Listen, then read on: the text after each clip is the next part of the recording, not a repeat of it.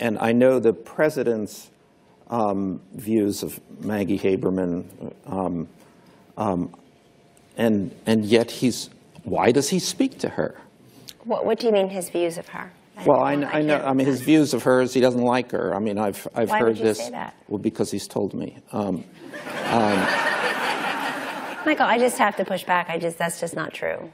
I think it's inappropriate to say who the president does not like, respectfully. And you just made my entire point about how he's covered like he's, you know, a guy sitting next to you on the bus. He's the president of the United States, and he obviously her because he gave her an interview last week. No, well, that's what I'm asking. She's one of two journalists he called right after the health care bill. Totally, and I'm wondering why she literally writes.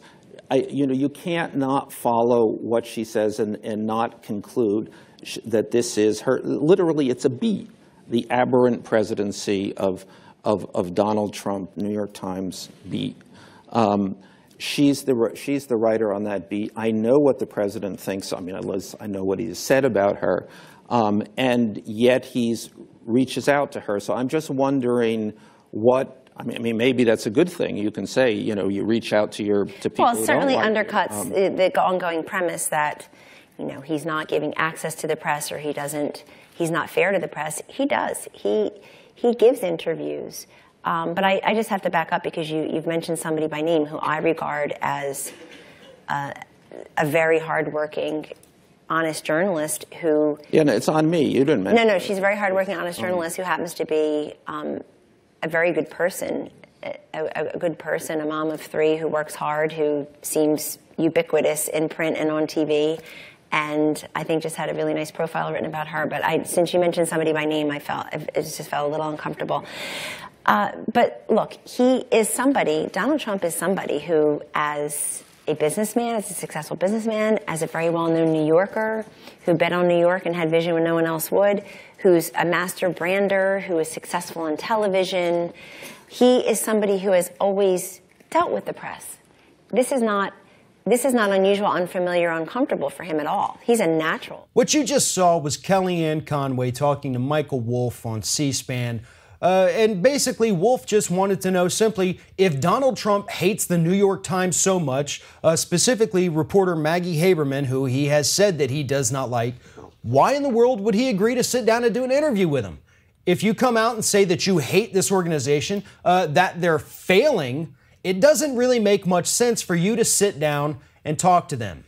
And rather than actually answer the question, Kellyanne Conway took issue with the fact that the interviewer mentioned what Trump himself has said and then tried to somehow say that those things never actually happened. She actually went on there and defended Maggie Haberman, which I gotta admit, kind of admirable there.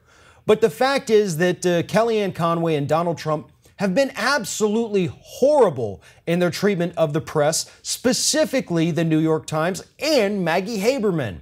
So for her to get on TV and tell us anything other than, yeah, we hate them, is an absolute lie.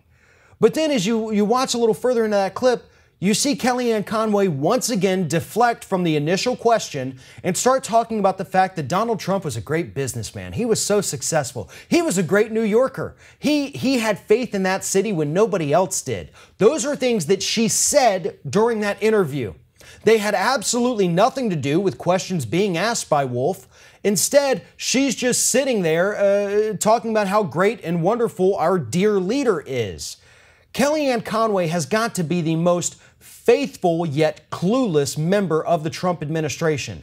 It doesn't matter what this man does, who he attacks, he can always count on Kellyanne Conway to come out front and center and talk about why he's right, or deflect from any controversy by saying how great he is. That's Kellyanne Conway's role within this White House. She's not an advisor, she's not a spokesperson, she is the diversion. That's what she does. Oh, he bombed Syria? Yeah, but remember when he had faith in New York? That doesn't make any sense, but that's what she does. That's why they parade her out in front of the cameras. That's why they were worried when networks were saying we may not have her on anymore. She's the person who can take the attention, the focus of the public off of Donald Trump and put it on her. because she has no morals, she has no ethics, she has no shame. She'll go out there and say whatever she needs to say, get the public talking about her, and completely ignoring all of the horrible things that her boss is doing as President of the United States. Kellyanne Conway is Trump's most loyal servant, and probably whenever his administration ends, she'll probably be the last person standing by his side. If you like this video, make sure you like, comment, share, and most importantly, subscribe to our YouTube channel if you haven't already. If you've done all those things, please check out all the videos below. Stay up to date with everything we do here at Ring of Fire.